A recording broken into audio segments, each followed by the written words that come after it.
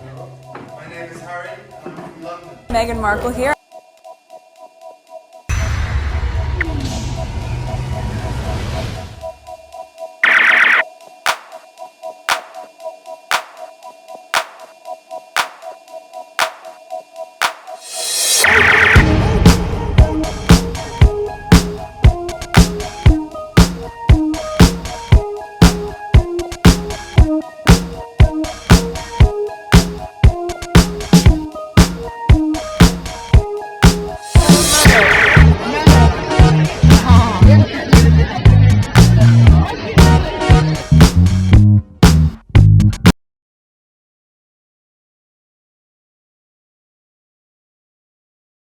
There's a possibility I might make it into two. Oh, there's the thing that I was looking for. There's the audio. Okay, he wrote a letter to the manager. The Karens are Karening. You can listen to Peter's interview here. All right, so he tweeted this out. All right, Richard Eden, dear BBC. Oh, I should have opened it before I started. Okay, dear at BBC and BBC Today, that was not a remotely balanced discussion on Prince Harry's latest court case. Your only guess was at Peter Hunt. This is one of the journalists that I follow on Twitter, a former BBC royal correspondent who has become an outspoken anti-monarchist. Okay, or for today. There's a possibility I might not have. Let's see. Since I'm clicking it here. All right. Can I get it? Okay. This is it here. Let's listen to that. The court was told yesterday that Her late Majesty Queen Elizabeth II personally considered taking legal action against Rupert Murdoch's company, News UK, over phone hacking, only to be undermined by the then Prince Charles. It's worth saying that this account has not been confirmed, and it comes from Prince Harry's witness statement in an ongoing legal battle against the group, one of several cases that he and other litigants are pursuing. The witness statement suggests that in 2018, Her late Majesty's Communications Secretary wrote to Prince Harry saying, and I quote, "The Queen has given her consent to send a further note by email to the CEOs of News UK and its parent company." It goes on, "Her Majesty has approved the wording, which essentially says there is increasing frustration at their lack of response and engagement, and while we try to settle without involving lawyers, we will need to reconsider our stance unless we receive a viable proposal." The story's on the front of both the Telegraph and the Guardian this morning. Well, we're joined now by Peter Hunt, former BBC royal correspondent. Good morning, Peter. Good morning. Now, arguably one of the constitutional strengths of Her late Majesty is we didn't really know what she thought about anything, and this is Prince Harry's version of events, but it does have this witness statement, an email from her communications secretary apparently suggesting she was getting frustrated. How significant do you think the claim is that she allegedly was willing to consider legal action against News UK? Well, crucially, I think it shows the strength of her relationship with Harry, and it shows that she was prepared to do all she could for him to find resolution through this back channel that we didn't know about, which we now know about, which was, he says, a private agreement, again, something denied by the publishers of The Sun, that existed between Rupert Murdoch and the royal family, whereby they would get a resolution to their allegations about phone hacking, but all in private, behind closed doors, and that the publisher would admit. Okay, I was looking for the pause. Okay, so what was I thinking? Shoot, I while I was searching for the pause button, I forgot my chain of thought. Oh, Harry got receipt. That's the thing here. You already see the pattern of Rupert Murdoch's side of the argument here. There's Harry coming with receipt with email and evidence that backed up his claim of what the Queen wanted him to do. All right, so you cannot just say anything in court and don't have anything to back it up. So there's Harry bringing his receipt to back up his claim. All right, so let's continue.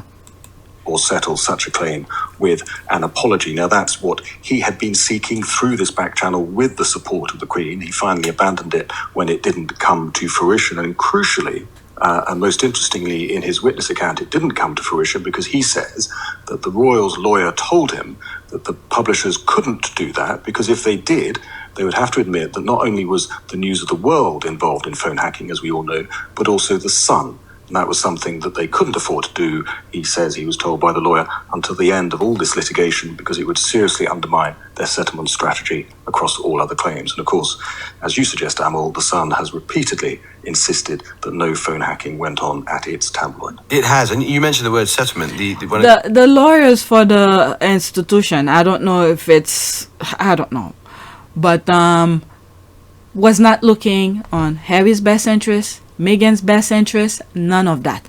Okay? Meanwhile, the institution was doing backdoor deal with those people, and this is why I think those lawyers were not giving Harry the best advice as possible. In one video, or it could have been on a comment, I commented, can they disbarred some lawyers in the UK because many of them are not advising their clients in the best interest possible. But then again, we have to look, who are they protecting? Who are they protecting? Because when you look at Harry, when he was working royal, Harry fell under the umbrella of the institution.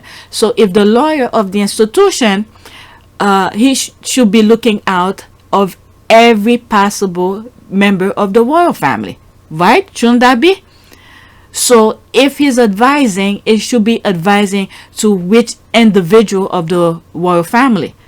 So I don't know. Can they disbar people? Because it seemed like this was not the best advice. The same thing that happened to Meghan. Look at Meghan, and waiting and waiting, getting confirmation from the lawyers. They never gave her the okay to continue. So she had to take it out of the system and make it on her own. Luckily, she had money to take care of that. All right, so let's continue. Okay, I don't use this often, so it's kind of hard for me. I hope I don't. I'm trying to move it back. Let's click stories here. to emerge Okay. from Prince Harry's witness statement is the suggestion that Prince William reached a significant settlement with News UK. Now, the various palaces have not generally wanted to disclose too much, as you say, for the reasons you mentioned, Peter, about their dealings, their private dealings with the media. Is their current position of not confirming or disclosing any alleged sum paid by News UK in a settlement to or with Prince William, is that position tenable? It's completely untenable. I mean, when Why?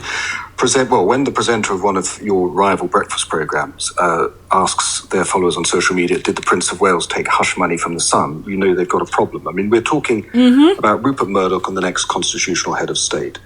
And given that, William has to pass a sniff test. This is a secret deal. A large sum of money has been given to the heir. The Telegraph says £1 million. How much was it? Where is it now? Why was it paid? And crucially, did the Sun actually apologise to William for hacking his phone, or did they just apologise for the News of the World hacking? We know in the trial, William's phone, we know, was hacked 35 times by people employed by the News of the World. And of course, the Sun, as we say, has always insisted this hasn't happened, but did they admit to something different in private? And that's why I think the public are entitled... You public people, all of you. That's why I think the public are entitled to more information. As you say, Kensington Palace say they won't comment, but I believe that's not tenable, because the longer they keep quiet, the more people will ask questions. In that moment, your public people, stop your squealing about privacy. We don't want to hear it. Piers, If you want to be private, go back to America. And live privately. It's pretty straightforward.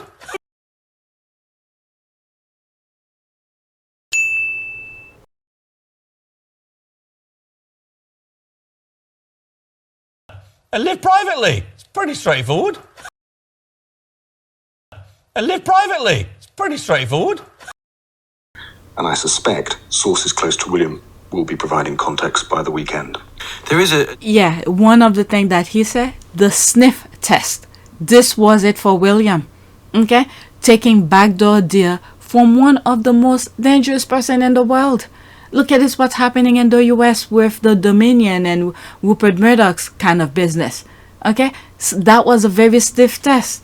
Yes, and then there's so many people that have been traumatized, or what's the word? There's another word.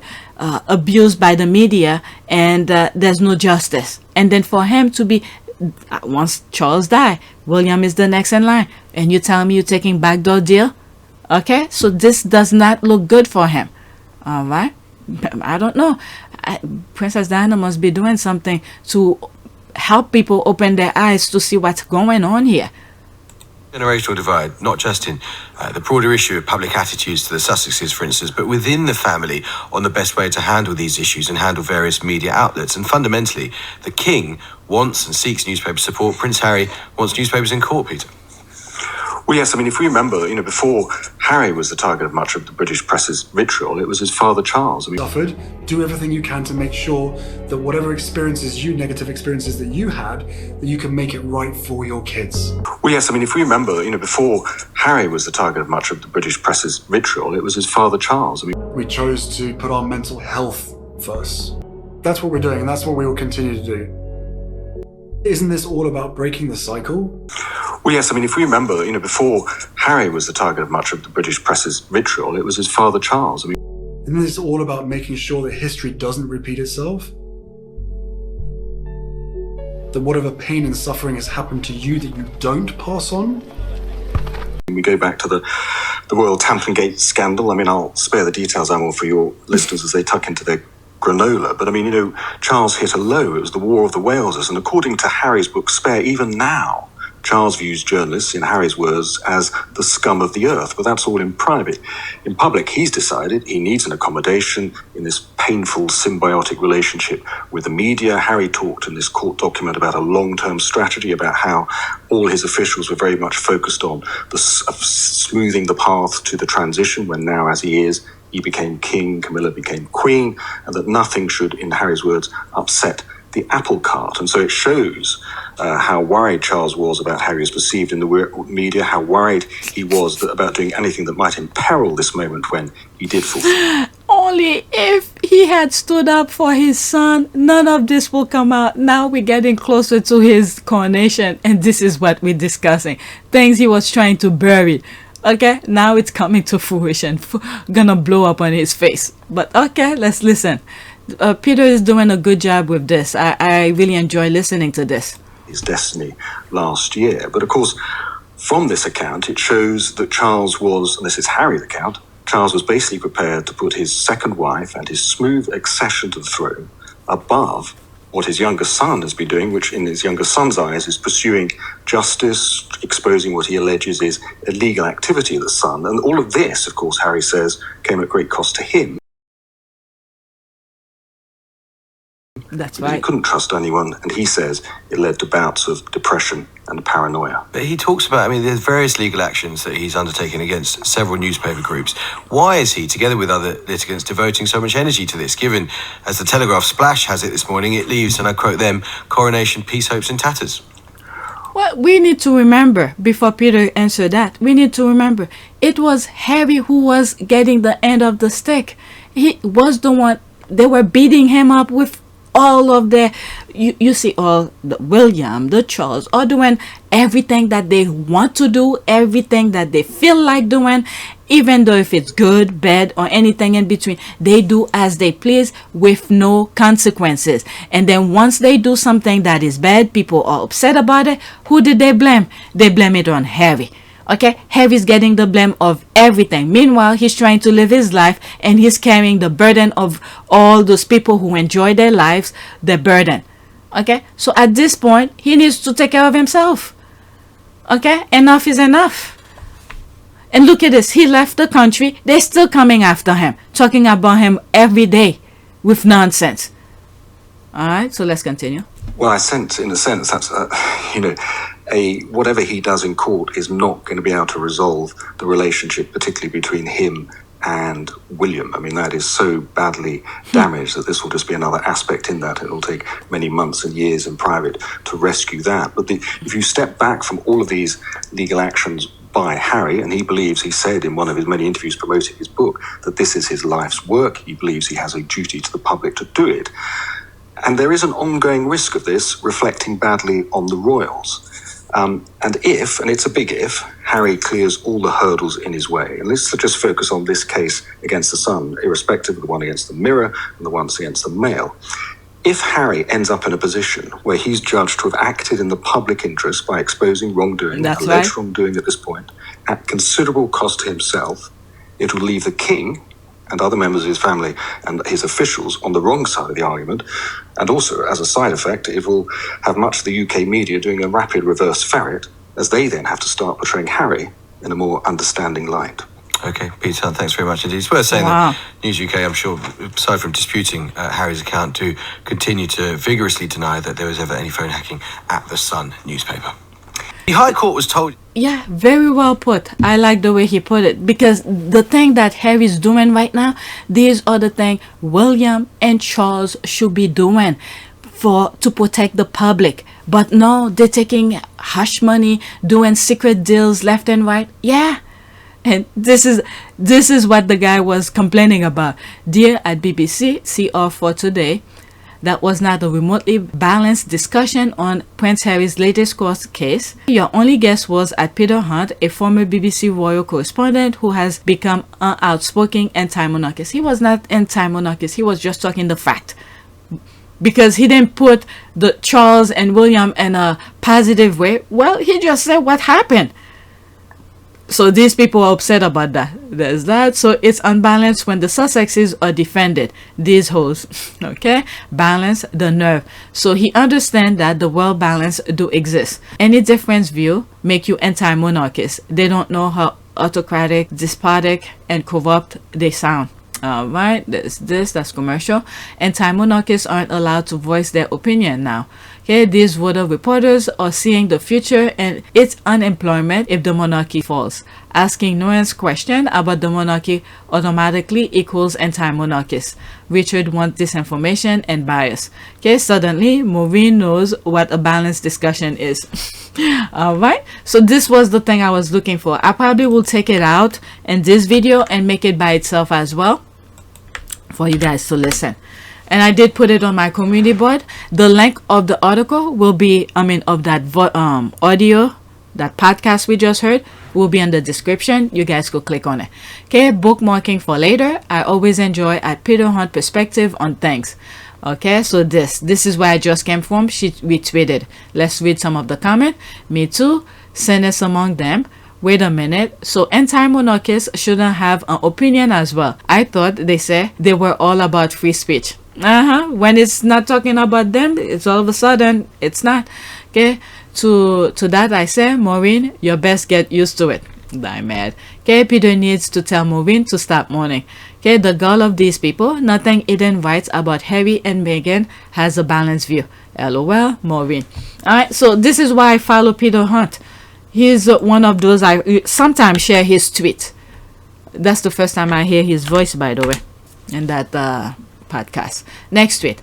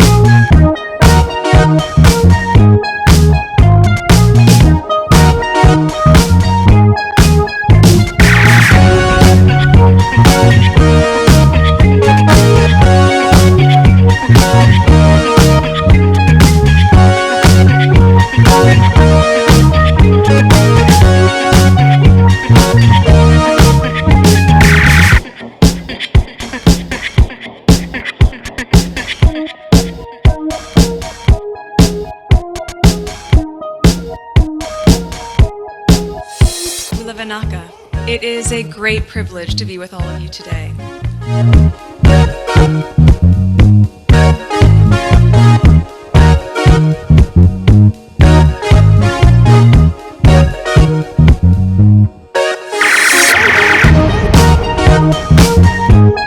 You know, we ask for forgiveness and please come back.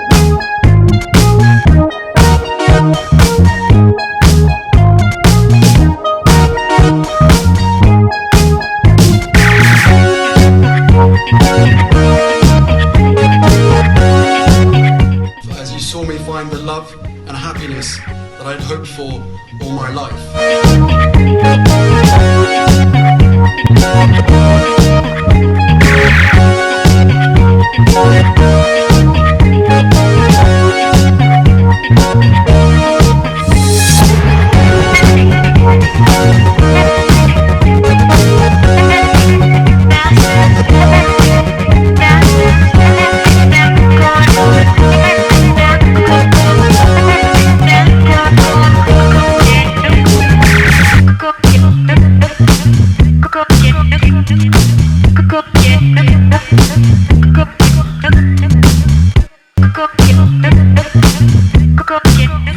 in this together. And if I may speak personally, we are all in this together.